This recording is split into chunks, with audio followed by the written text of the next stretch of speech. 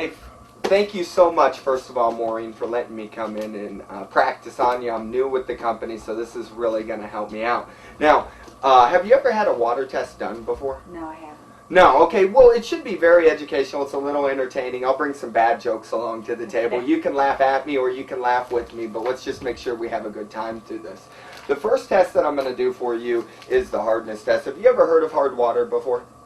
A little bit. A little bit. Okay, do you think you have hard water? Yes. Okay, yeah. Unfortunately, if you don't currently mechanically treat your water, you are going to have hard water. Now, this study was set up by the U.S. Department of the Interior. You can see it right there. And they say hardness is dissolved calcium and magnesium carbonates measured in grains per gallon. And they actually have a little scale set up right here. If you have treated water, you're going to be at 0 to 1 grains per gallon. Slightly hard water, you're going to be at 1 to 3.5 grains per gallon. Moderately hard, you're at 3 to 7 grains per gallon. Hard water, you're going to be at 7 to 10.25 grains per gallon, and then anything over 10 is going to be considered very hard water. Now, hardness combines with soap to form an insoluble curd. It precipitates out of the water to form lime deposits in your pipes, your fixtures, and your appliances. So the first test that we're going to do right here is the hardness test. Now, what I'm going to do, I'm going to take this tube, it's the hardness tube, and what I'm going to do, I'm going to fill it up to the 1 GPG mark. And I'm going to use your tap water to fill it up with. And GPG, what that stands for is grains per gallon. Okay, and we're going to fill it up to that mark. Let me get just a little bit more in there.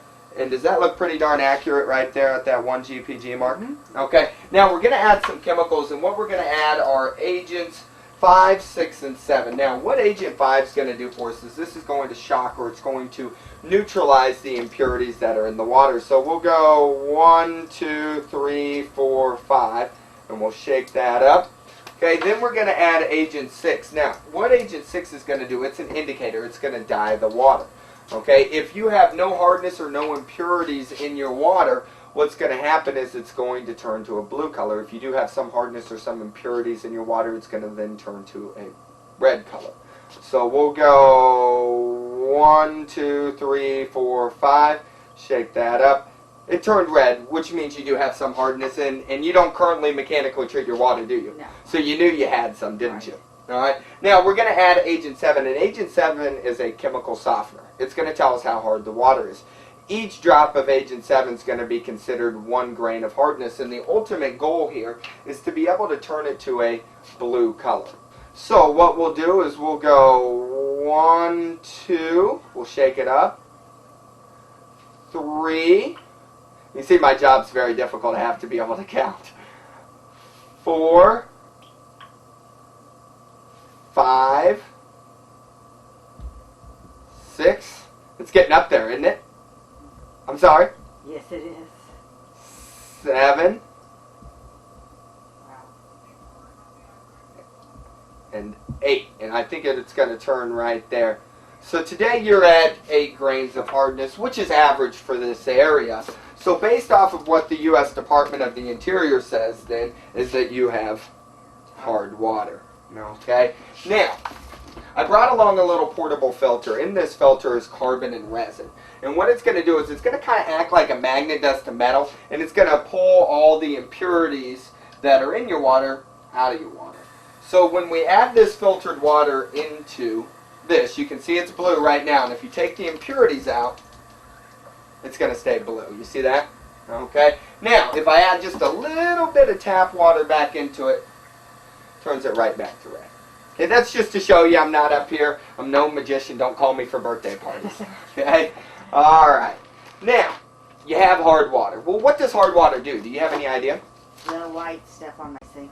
Yeah, the white stuff on your sink. You know, I was looking at your sprayer right here, and you can see it starting to really build up there. Okay? Have you ever seen anything that looks like this before? Mm-mm. Okay, this is a water heater. You have one of those, don't you? Yes. Yeah, everyone needs hot water, don't they? Yes. Okay, it's a cut out of a water heater, and what it's showing you has how that hardness or that calcium is slowly deteriorating the water heater. The average life expectancy of your water heater, your washing machine, your dishwasher is 7 to 10 years. 49 out of 50 times the reason that one of those are going to go bad is because of the hard water. In fact, if you look at your dishwasher warranty, some of the warranties out there say null and void if hooked up to blank grains of hardness, and I think it's usually around 6 or 7 grains of hardness. So you go out, you buy one of these new dishwashers, you hook it up to your house where you're averaging out at 8 grains of hardness, the warranty is null and void from the moment it's hooked up. The reason why is because they know that nothing's going to destroy that dishwasher like hard water.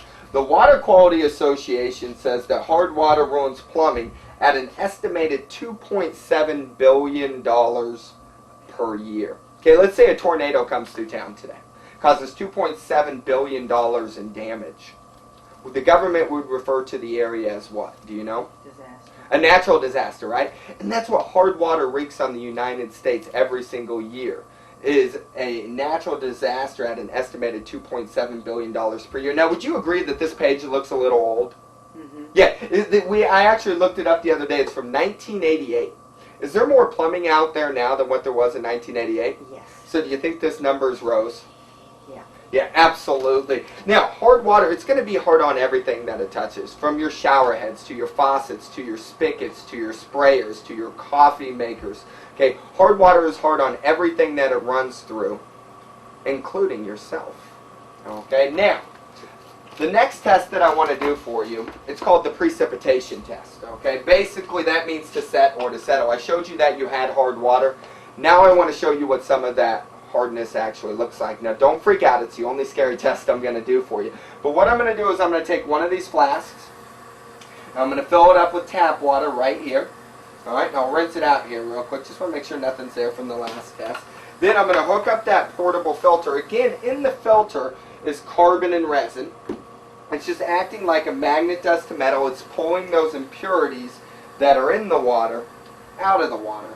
We'll get it running through there. We'll fill it up real quick. We'll rinse it out once just to make sure. And then we're going to add some more chemicals into the water. And what we're going to add this time is agents A and agents B. Now, what agent A is going to do, this is going to bond or glue the impurities in the water together. So we'll go 1, 2, 3, 4, 5. 1, 2, 3, 4, 5. Okay? Then we're going to add agent B. Now what this is going to do is this is going to dye the water for us so that we can just better see the impurities. So we'll go 1. It's coming out slow today.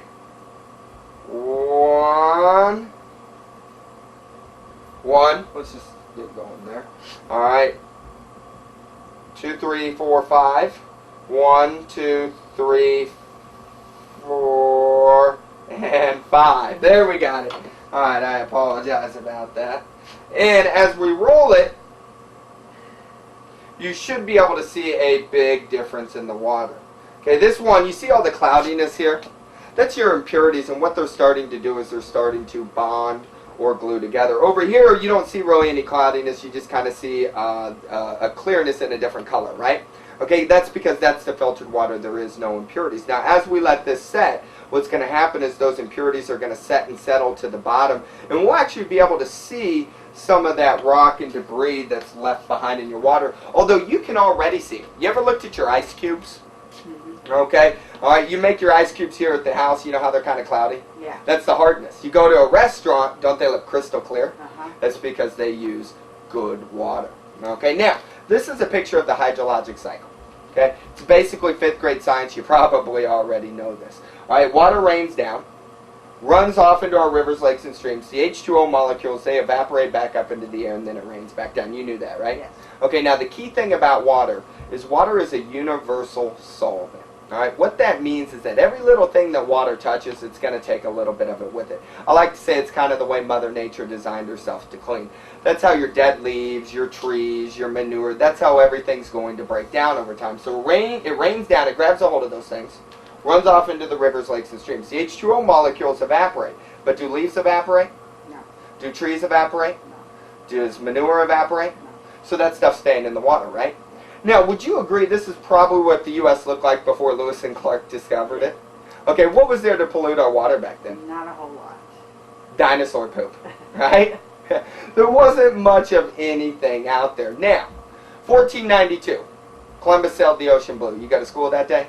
No. No. Okay. Hundreds of years later, in 1926, we break the 100 million mark for the amount of people in the United States. Roughly 50 years after that, in 1976, we break the 200 million mark. And then 30 years after that, in 2006, we break the 300 million mark. Now, what studies are showing right now is that one person averages one bag of trash per week. That's not including your hotels, your restaurants, or your other businesses. That's just what each individual person is dragging out to the curb on a weekly basis. So as we continue to grow, our landfills are continuing to fill up quicker and quicker and quicker. Plus, we've also introduced a lot of new things into the world. You've got asbestos, you've got arsenic, you've got smog, sulfur dioxide, acid rain, urban waste, chlorine, pesticides. Fertilizers and pesticides are a huge problem here. The two biggest states for using chemical fertilizers and pesticides right now are Nebraska and Iowa. Obviously, that's a problem for us because we're downstream, right? Anything that runs off up there is coming directly down to us. You've got unknown toxins and chemicals. Plus, as we continue to grow, we're starting to introduce new things. Again, this picture's from 1988. Okay, now our big concerns, we've got gasoline in the water. You ever been to a gas station and overpumped? Yes. Or maybe you pull the handle out and some gas flies on the ground? Yeah. Think about how many hundreds of thousands, if not millions of people do that every single day. If you drive by a gas station after it rains, doesn't it look like a rainbow? Mm-hmm. It's all going right back into our water supplies. Pharmaceuticals are becoming a big deal. Think about how many more pills are out there now than what there were 50, 60 years ago. And think about how many more people are taking those pills. You put them into your body, they're not all processed. Some of it comes back out through your waste and back into our water stream. Okay? Right now, studies are showing that they're estimating that 100% of the fish in the United States have some level of mercury. So as we continue to grow, we're introducing new things. Now, the water comes in contact with all that stuff, right? Yes. Runs it off into the rivers, lakes, and streams. The H2O molecules, they're still evaporating, but are all the pesticides evaporating? No. All the mercury evaporating? No. Asbestos? No. Pharmaceuticals? No. So where are they staying? In the water. In the water. And as we continue to grow, the water will continue to get worse. Now, do you know what the city does to prepare your water? Filters it. They do a little bit. One of the big things that the city's going to do for you is they're going to put chlorine in your water. Okay? And the chlorine is there to kill the bacteria that's growing. Have you ever seen anything that looks like this? You should test a pool. Yeah, it's a pool tester. I bought this one at Walmart. And what we're going to do is we're going to actually test your chlorine levels. So what I'm going to do, I'm going to take it, I'm going to fill it up with your tap water here. Rinse it out just a couple times to make sure nothing's in there. And then I'm going to add OTO. Now, what OTO is a chlorine indicator. You go to any public pool that has chlorine in their water, they're going to be using this chemical to test their chlorine levels. So we'll go 1, 2, 3, 4, 5. Okay? And I'll shake it up. And this test takes about a minute to a minute and a half to really come out. So I'll come right back to it. Now, our aim is to improve your water. Head Quality Water of Kansas City does not endorse water pollution issues. We make no health references. We simply try to improve on nature's impurities. Okay, now this is a picture of what the city actually does to clean your water. The first thing they do is they pull the water in. Okay, for most of the metro area, you're going to be pulling from the Kansas or the Missouri River. Back in 2002, they were both in the top 5 for most endangered rivers in the United States. Then it goes into pre-treatment. The first thing it's hit with the Cl2 gas. That's the chlorine in its gas form. It's there to kill the bacteria. You wouldn't take your cup down to the Missouri River, dip your cup in the Missouri River, and take a drink of it, would you? No. No, there's stuff growing in there, right? Yeah. Yeah, you got to kill it. That's what the chlorine's there to do, is to kill. Okay, then it gets hit with lime. Lime is a powdery rock, and what it's there to do is a lot like my Agent A is doing right here, where it's going to bond or glue all the fogginess in the water together. Then it gets hit with alum. And alum is a softener. It's there just to soften up the water. Then it goes to a big mixing process. Then it goes into coagulation and flocculation, and that's a separating and settling process. You can see where the impurities are settling down to the bottom, and just the water's supposed to be coming out of there. Then it goes down into filtration. Okay? Filtration is basically big rock, smaller rock, sand, smaller sand, and smaller sand. It's usually 6 stages. And what they're trying to do there is they're trying to pull the chemicals that are in the water out of the water. One of the chemicals that they do pull out is the chlorine. But if we look here, does it look like there's still chlorine in the water? Yes. Yeah. In fact, It's a color code here, and there's a word right there. Can you read that word? Ideal. It says ideal. So what that means is you have ideal chlorine levels. That's good news, right? Ideal for what? Swimming. For a pool, right? Yeah. Hey, so there's good news and bad news. It's safe to go swimming in your bathtub. Okay? I wouldn't dive, though. All right, now, if they're taking the chemicals out there, why is there still chlorine in the water then? We put it right back in at disinfections. Studies show that some people's water can run through anywhere from 20 to 30 miles of piping before it ever enters their home. Okay, have you ever seen a busted water line before? Mm-hmm. Okay, it's pretty disgusting, isn't it? Okay, so you need something to protect that water. So they use chlorine up here to kill with. Then they use that same killer down here to protect the water as it's traveling through the pipes to your home.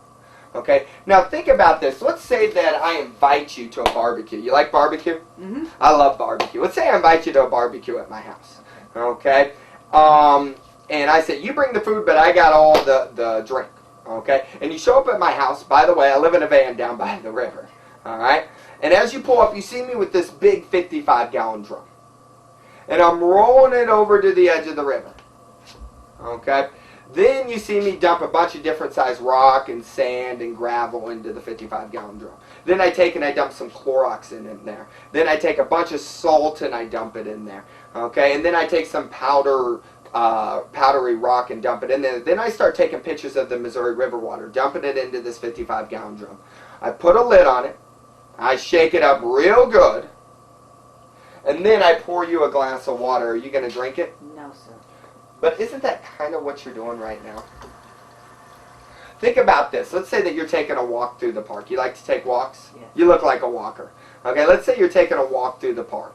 Okay, and as you're walking through the park, you look over to your left and you see this park bench. Okay? And there's this big sign on the park bench and it says free homemade sandwiches. And there's just this delicious looking platter of these homemade sandwiches. Now, there's no one around, but they're free and they're for you if you want one. Are you going to walk over and eat one of these sandwiches? No, sir. Why not? I don't know where it came from. You don't know where it came from. You don't know what's in it. You don't know how long it's been there. You don't know who made it, right? Right. You wouldn't dare put it into your body, would you? No. But isn't that kind of what you're doing with your water? What if it said free homemade government-made sandwiches? Then you'd eat it, right? Okay, now, for my next test, what I need to do, I need to borrow 2 glass glasses. Okay? I see you have 2 right here. Can I borrow those 2? Yes. All right. And what I'm going to do is I'm going to fill one up. And this isn't the most pleasant test, but you're a good sport, so I think you'll help me out with it here. What I'm going to do is I'm going to take this glass, I'm going to fill it up with tap water. And I need you to come up to the sink.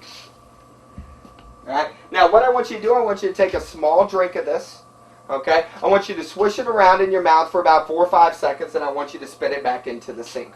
And you can hold on to the glass. That's fine. Okay? Now, I want you to take another drink of it. I want you to swish it around your mouth for a good 5 seconds. I need you to really swish it around.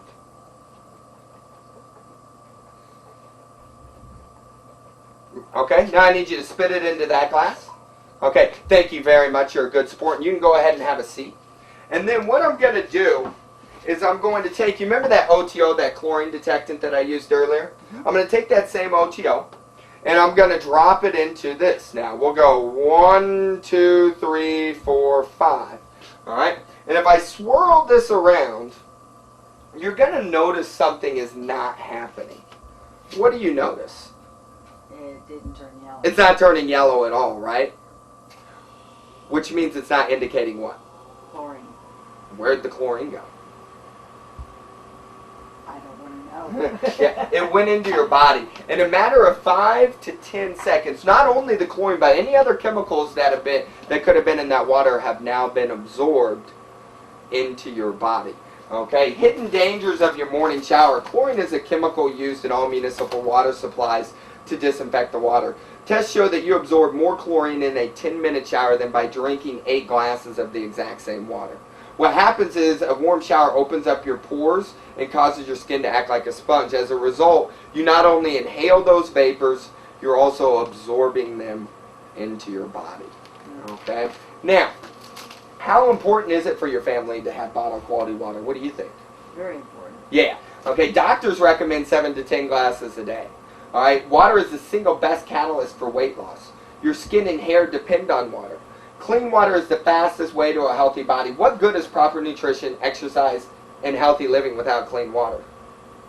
Not a whole lot. Doesn't make a whole lot of sense.